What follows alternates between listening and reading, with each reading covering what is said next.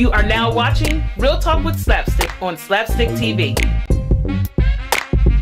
Now it's time for our very special friend, Michael Colyar, here on SlapStik TV. This is the Martin Chair for SlapStik TV, and we're sitting here with the funniest comedian in the game, one of the most legendary, to me, one of the kings of comedy, Mr. Michael Colyar. How's it going there, sir?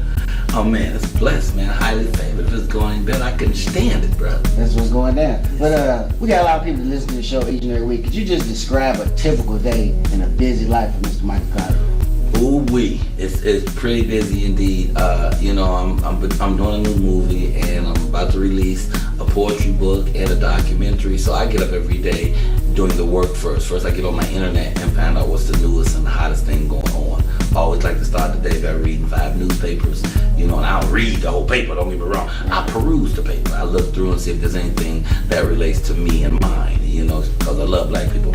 And I mean, they're my favorite people in the whole wide world. And so I always want to check out what's going on in the community, and I always want to check out what's going on with my president, who we need to show our love for. We need to support. We need to rise up. So if anything came up overnight, I don't want to miss that. So I get on top of that first. Once I know what's going on with the day, then I start my day. But I always start my day with prayer.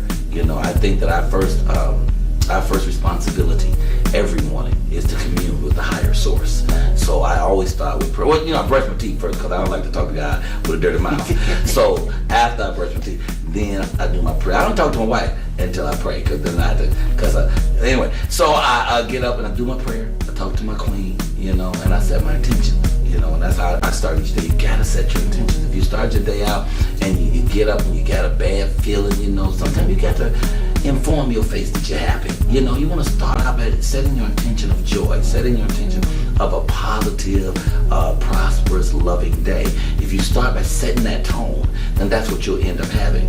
But if you just get up, you walk through the house, you kick your foot on something, now you mad at the dog. It really affects the entirety of your day. So like I say, to bag up, I start out with the prayer, hug my queen, I set the intentions for the day, then I get on the internet and I check out what's going on, I read the papers, I know what's going on. All that happens within the first hour, Then after that, I start making the calls. Who do I need to call? What I need to set up is, I'm out here on the road, I probably do 200 gigs, a year of performance. And in between that, I'm doing the documentaries, I'm working on the books, and now I do motivational speaking as well. I'm doing this thing called Michael Goes Motivational, which is motivational speaking from a comedic point of view. So I'm just writing that book out as well, and I'm about to shoot this new film with this wonderful cat, Fredro Starr from Onyx. That dude is great. So I'm working on that film, so I'm fixing my script so it works perfectly for me, and so it makes sense, and so I can do my part the best.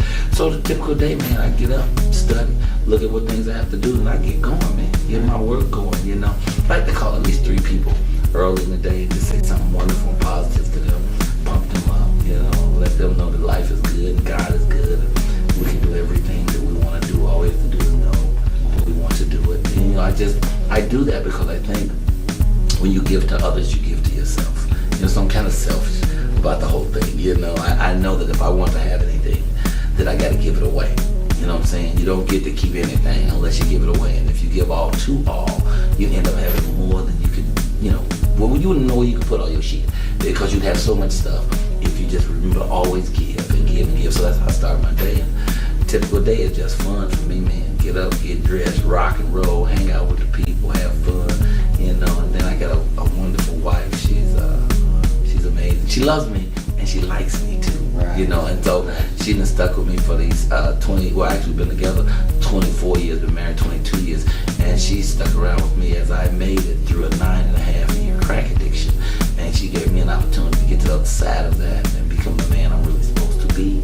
And so I look a blessing, that's why I always start my day by talking to God, because God is the answer, He's not the answer. He asks the wrong questions. And so God has saved my raggedy black ass so many times that I don't start a day or think a thing without making God first.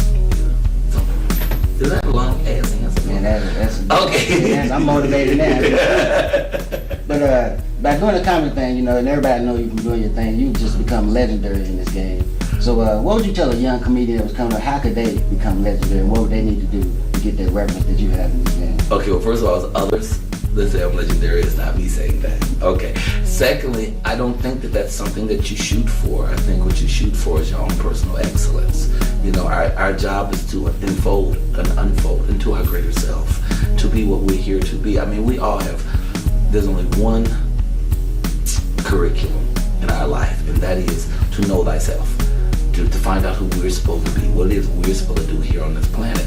And a lot of times people never reach their highest goal because they settle for something else. You know, I just want radio ties, I just want to get cable, I just want me a DVR. But there's a greater thing that all of us are supposed to do. Everybody's supposed to do something. That's something you're supposed to do. And if you don't do that thing, it won't get done. Anybody else do that but you. But you don't know what it is. We don't start out by knowing what the definitive thing is.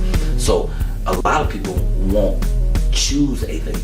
They just settle. The thing is to choose something right now that sets your heart on fire. Something that makes you passionate right now. And do that thing. I didn't know I was going to be a comedian. I thought I was going to be an actor, you know. So I started acting first, and that led me to the comedy. And then I'm thinking comedy was what I was really supposed to be doing, because that's where I've had my greatest success. But I'm being led to other things, motivational speaking. I'm being led to doing documentaries. I'm being led to being a greater humanitarian. So we don't know what the end goal is, and we don't have to know the end. All we have to do is really make excellent the now. We have to live in the now. Because it's like if you're driving down the street at night and you got the headlights on in your car. You can only see like 200 feet, but you know you're about to drive 3, 4, 5 miles, 10 miles. But you don't have to be able to see that whole 10 miles. All you do is be able to see that 200 feet of time. And as you get there, things will develop for you. I also like to equate it with like math. You know, with math, you really have to know your addition and your subtraction before you fool with multiplication, you know, and you really need to know your addition before your subtraction, because if you can't add it, you can't take it away. So once you know those two, then you can go into multiplication. And if you don't know those three, you can't fool with division. Now, if you don't know that kind of stuff and you jump right to algebra, you're gonna be in trouble because you've missed some steps, and life is about steps, and we evolve into those steps, you know. So you don't have to know what it is your ultimate thing is. All you have to know is what sets my heart on fire right now. What is I would love to do. I ask people all the time, what is your passion? You know, what is your passion? And when I say that, I'm saying if you could do anything in the whole wide world and people would love you for it, respect you for it, they see you come, oh man, here you come. They're excited about it, and then they pay you. Whatever you want, you know, and you work whatever you want to do it. One day, a week, one day, a month, whenever. This thing would make you so excited about life, you wouldn't need an alarm clock. You're so excited, you pop up in the morning, ready to go. You walk 35% faster. This thing will give your heart something extra to thrive about.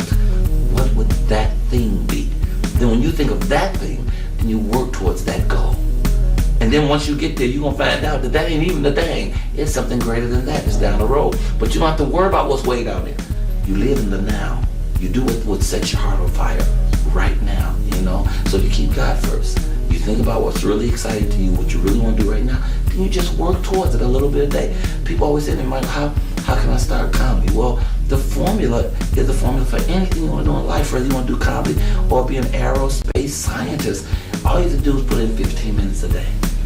15 minutes a day on whatever you want to do. Let's say you decide you want to be a ballerina at this point in your life.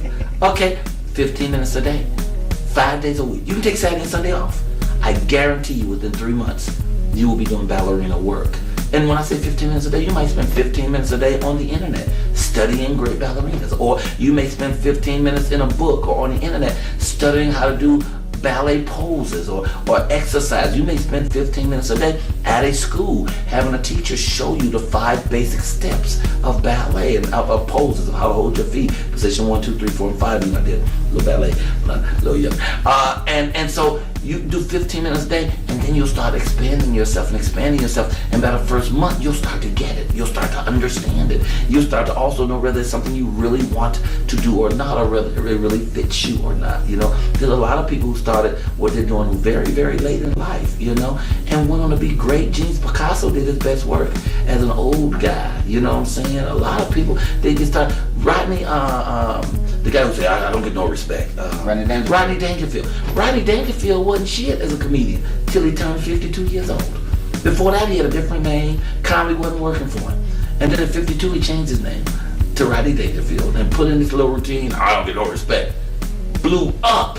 So for the next 25 years, he was an amazing artist. So sometimes we don't get it till later. But all you have to do is just put it out there. What do you really want to do? Believe in it. Believe in yourself. And if you believe in yourself, then you're believing in God, because God rests within you.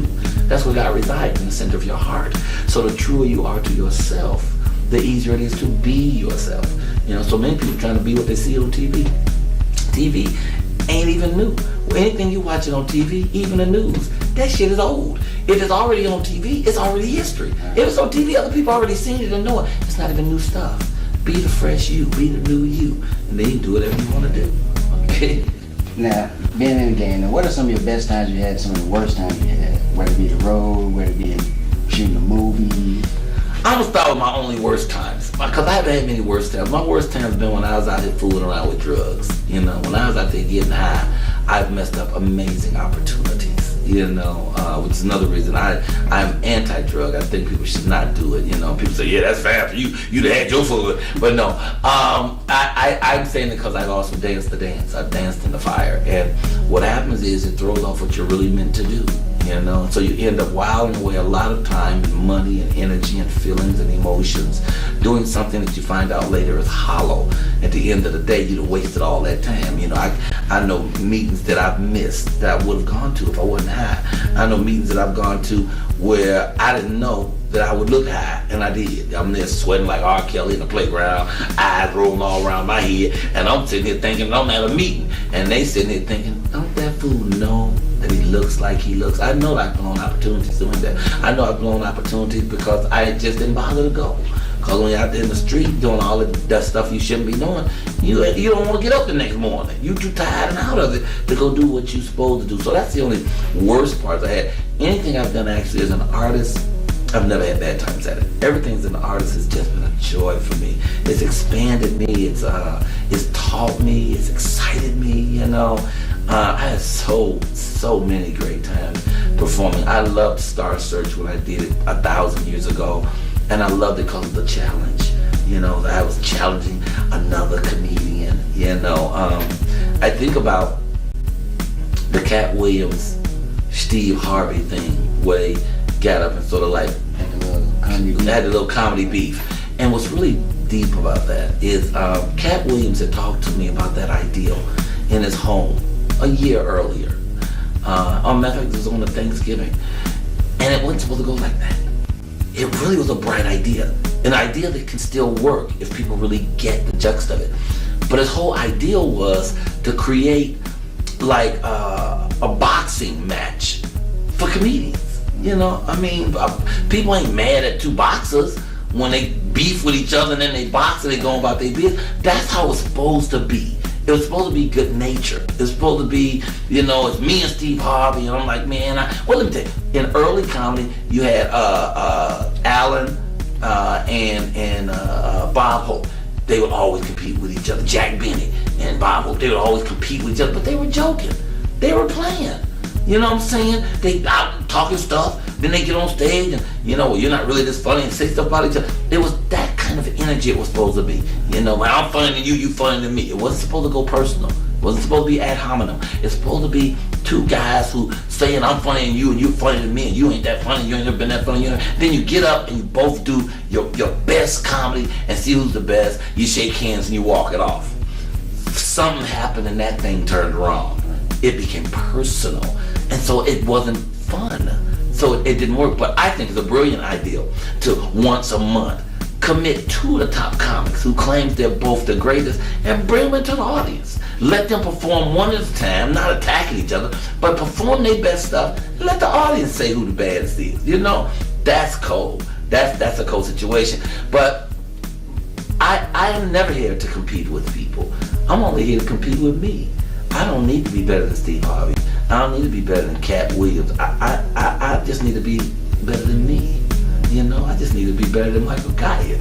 So if every day I can go out and keep trying to be a better me, then that's all I need to achieve. That's all I need to accomplish. Though I'd like to get some of that money. Don't get me wrong. Money, my money ain't God. But It's pretty close. I mean, you can't buy no friends, but I guarantee you can rent some. Okay, so I mean, money really is the lubrication of life, you know. And when you got enough money, you can relax a little bit more, you know. People say, well, more money is more trouble. I'll take the trouble. I'll take the problems. Give me the $50 million they gave Dave Chappelle. I guarantee you, I will not be stressed out about it. Hell, I spend $10 million to other people to let them handle my stress, and I'm spending that other 40 shopping. You know what I'm saying? I'm not melting down. Give me my money, you know. But I never got my money yet. But I wasn't ready for it.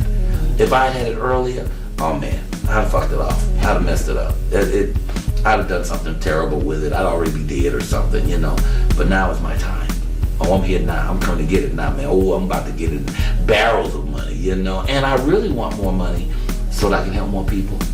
That's what I really want to do. I'd love to help people. I'd love to help the homeless. I'd love for someone to truly find a cure to AIDS. You know, I love someone to really find a cure to Alzheimer's disease. You know, when your parents and your grandparents who you've loved all your lives, man, taking care of you and raised you and wiped your nasty ass and fed you, and then they get to a point where they don't know where they are, you know, and they can't clean themselves. That's a terrible thing. And my grandfather went all the way back to a kid, like an actual kid. Exactly. My grandma had to give him an actual lollipop to make him like be quiet. So, yeah. See, and when we can reverse that, now we're doing something. You know, I remember the guys who created what was it? It was a husband and wife team, Marie Carey and her Dr. Carey. I can't think of the name off the top of my head. What I do remember is when they came up with their cure, they was like, well, are you going to make the patent? How much is the patent? He was like, there's never going to be a patent. I'm never going to sell this. When you do something like that for society, you give that away. You know, I mean, of course, he could be a filthy, filthy rich, but you give that away because some things we're supposed to give. You know, that's what I try to do with my comedy.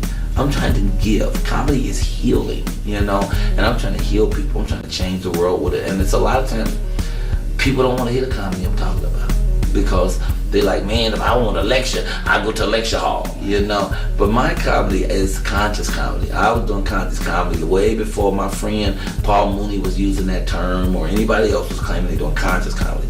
I was doing conscious comedy. Comedy makes you think and feel as well as laugh. I was talking about safe sex in '86 when we first figured out what AIDS was. You know, I was talking about racism and the drug addiction and my own addiction and using those things as tools to help other people not do the same walk, not go through the same stuff that I went through. If I can heal you, then I'm healing me, you know, and my job really is to become a better me, you know, and that's what I want to do. And if I can give it to you and that's going to give it to me, man, we jamming, you know.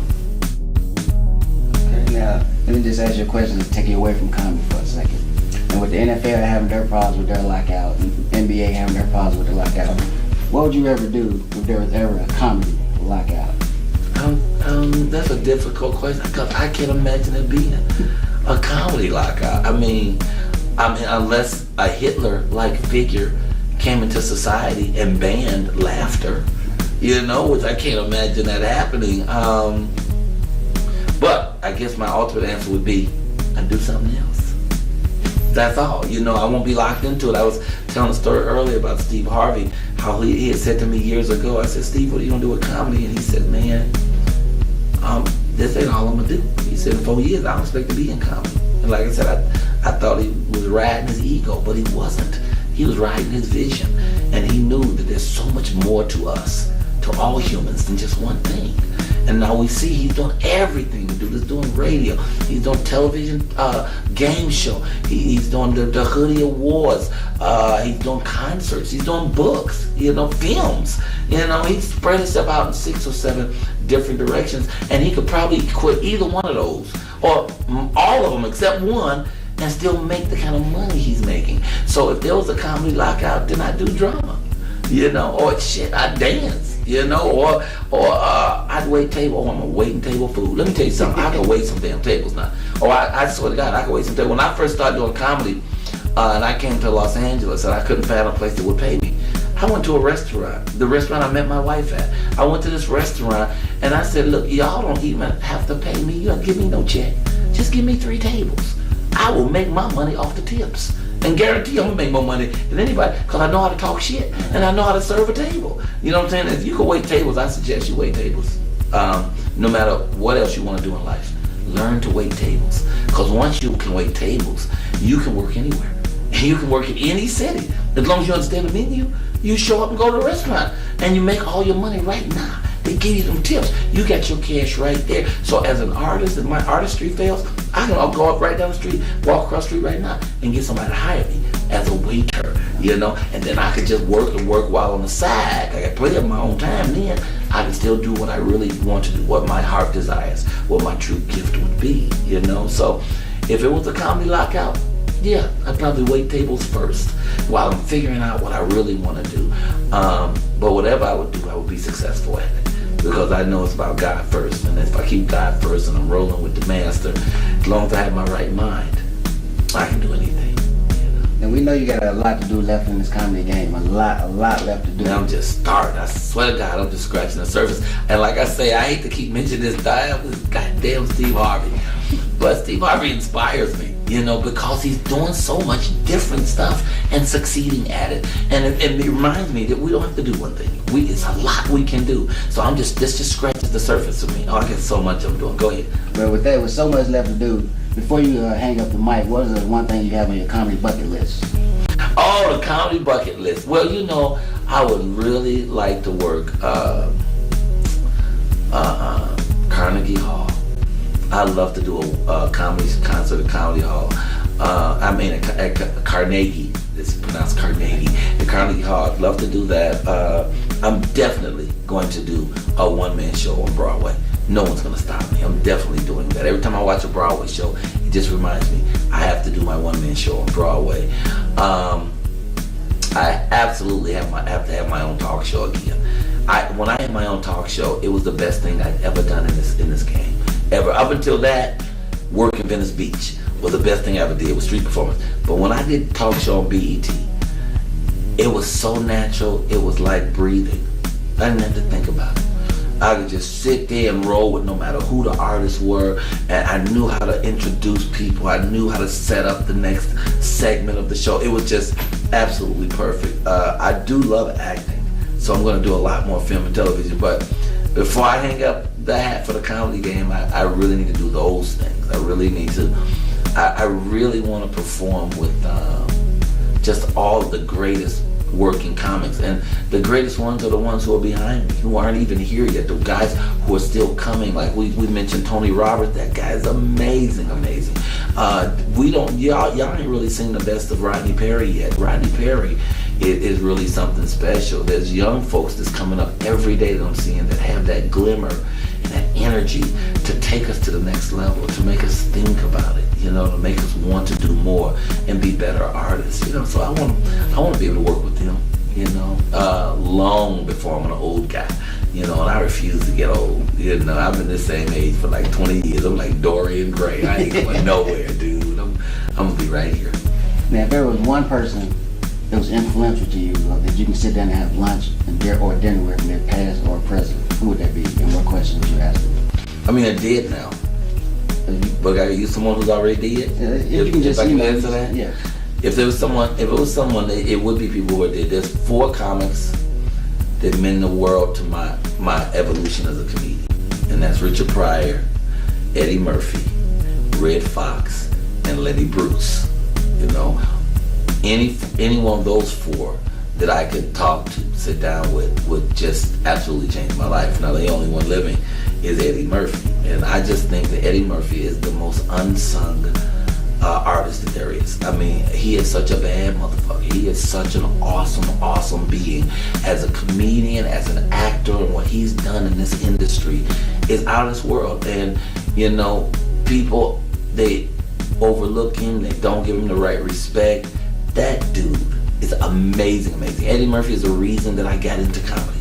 You know, I was acting before I started watching Eddie Murphy. And Eddie Murphy, when I started, Eddie Murphy was, man, wow, everything. Eddie Murphy at the time was the hottest cat on the hottest television show on television, which was Saturday Night Live. He had the hottest comedy concert film called Raw.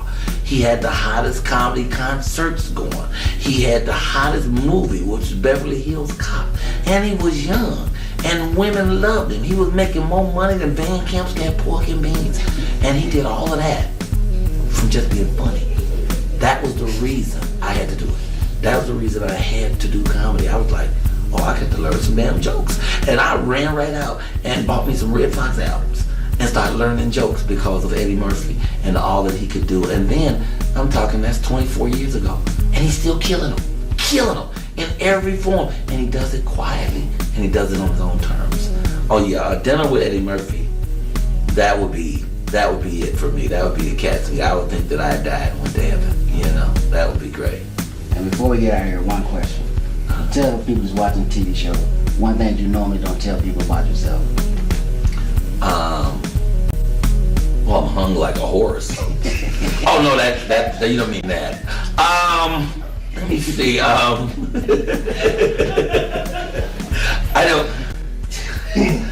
don't know. There's so much about me that I don't tell folks. I always talk about my cooking because I love cooking collard greens. What don't I tell the people? I'm pretty sure there's somebody that can appreciate good collard greens.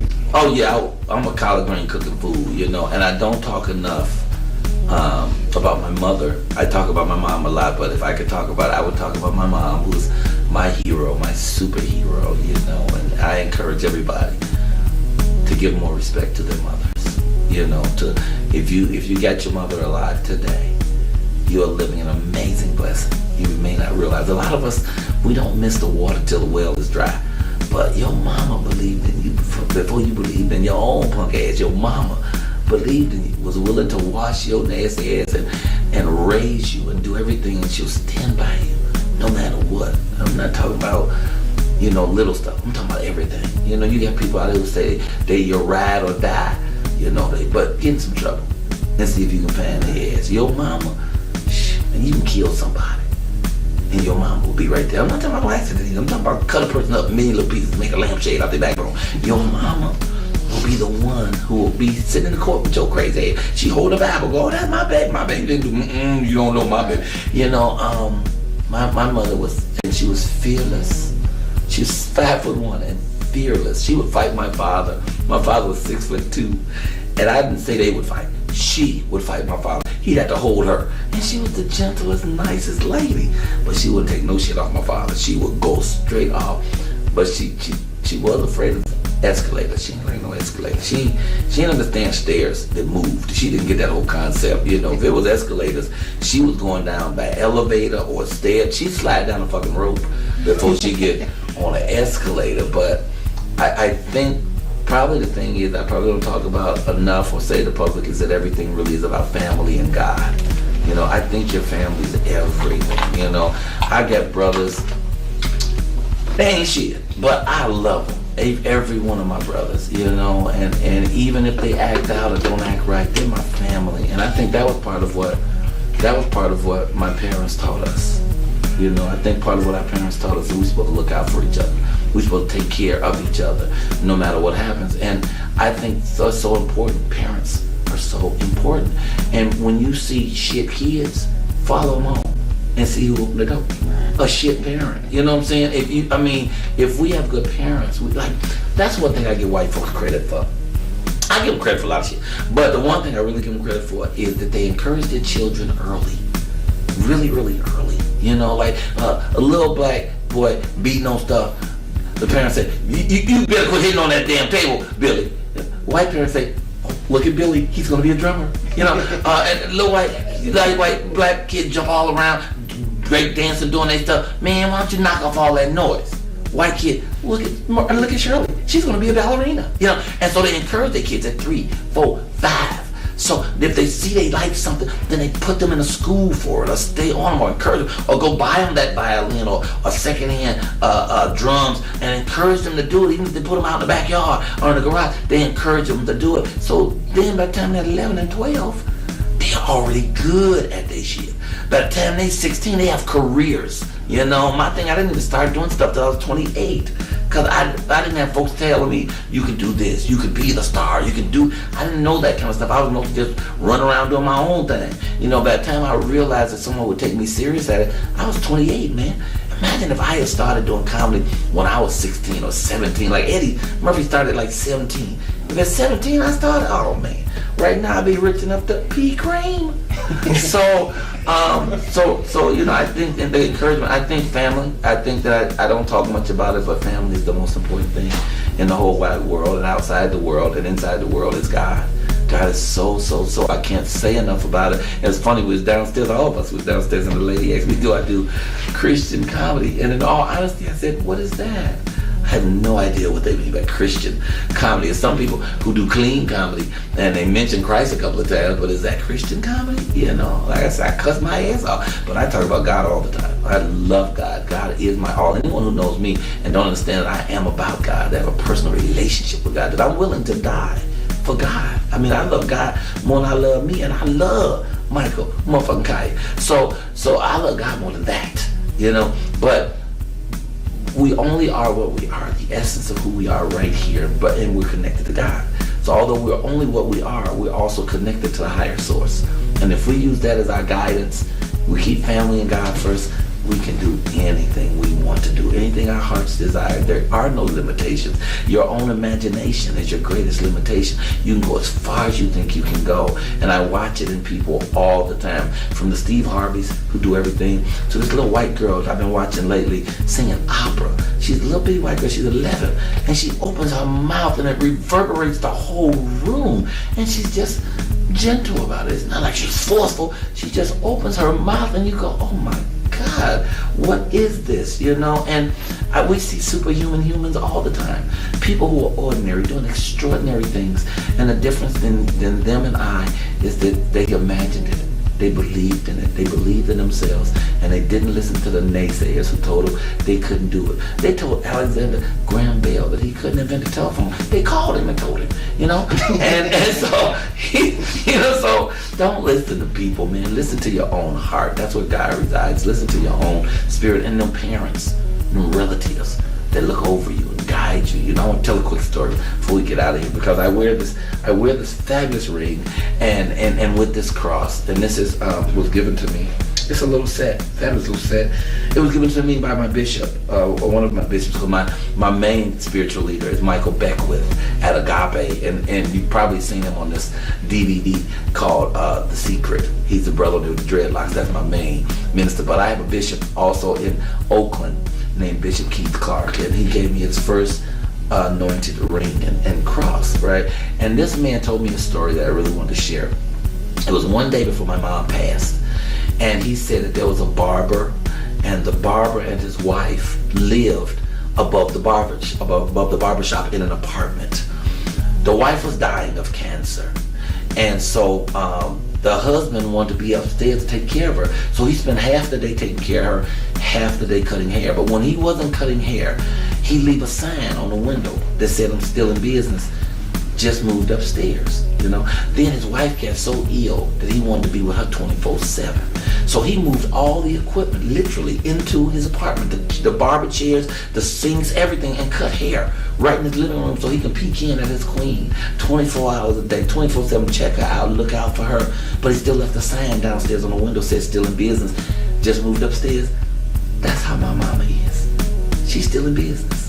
She just moved upstairs. And if we can remember that about our loved ones, then we'll remember that we always have our ancestors over us and guiding us and leading us. And we really can do the right thing if we choose.